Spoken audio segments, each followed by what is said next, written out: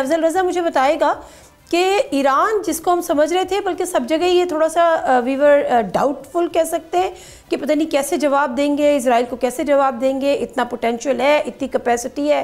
And the major reason was کہ Israel کے ایک ہی اٹیک میں ان کے 6 سائنٹسٹ اور ان کا ایئر ڈیفنس سسٹم پلس ان کے 20 کے قریب ان کے جنرلز جو ہیں وہ شہید ہو گئے. تو اس پہ یہ سوالات اٹھائے جا رہے تھے، لیکن جو ریبٹل آیا ایران کی طرف سے ایکسپیکٹ کیا جا رہا تھا. بسم اللہ الرحمن الرحیم.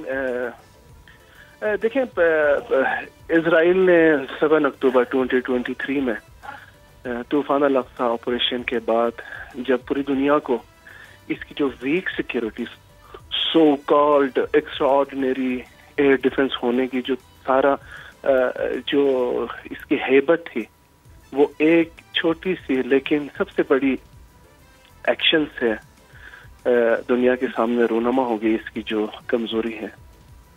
سو اسرائیل اس جنگ کو مزید آگے بڑھانے کے لیے بارہا کوشش کی، اسپیشلی یونائٹڈ اسٹیٹ کو اس میں انوالومنٹ ہونے. آپ نے دیکھا اپریل گزشتہ سال انہوں نے ایک پرووک ایکشن کیا ایرانین ایمبیسی پرمیسز پہ، اس کی جس کے بعد ٹینشنز کی ریڈ ہوئے، ایران نے ریٹیلیٹ کیا.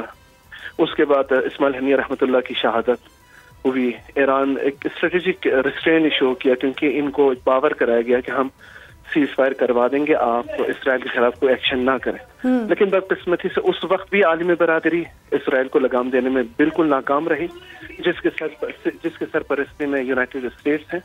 اور آپ آج بھی دیکھ رہے ہیں کہ ایران نے بارہا انتباہ دینے کے باوجود IAEA United nation security council کو وارن کرتے ہوئے کہ اگر ایک فیکٹر ہے پیسفل ڈپلومیٹک نیگوسیشن کو ڈیمیج کرنا، وہ صرف اسرائیل ہے. ان انتباہ کے باوجود اسرائیل نے یہ جارحیت کا مرتکب ہوا. بدقسمتی سے سینئر جو ملٹری جنرل تھے، ان میں شہادت ان کو نصیب ہوئی. Civilian as well according to the Iranian permanent representative in the United nation.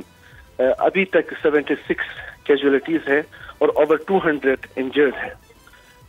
اس کے بعد ایران نے جب دیکھا کہ عالمی جو تنظیمیں ہیں، سیکورٹی کونسل، یونائٹڈ نیشن، سب اس میں ناکام رہے، تو وہ اپنے حق دفاع کا استعمال کیا ہے.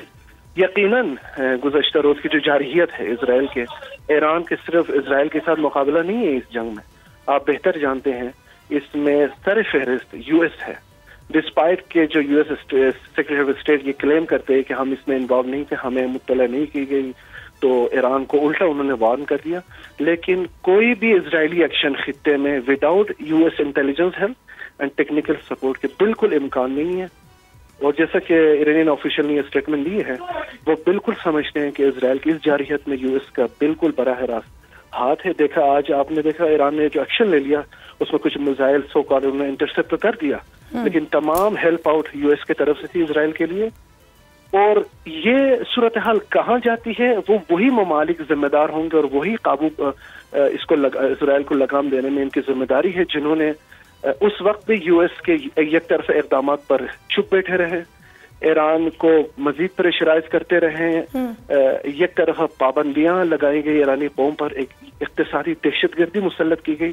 اور اب بھی ایرانین لیڈرشپ سمجھتے ہیں کہ ایک جنگ مسلط کی گئی ہے، لیکن اس کا آغاز ہمیشہ کی طرح اسرائیل نے کی ہے.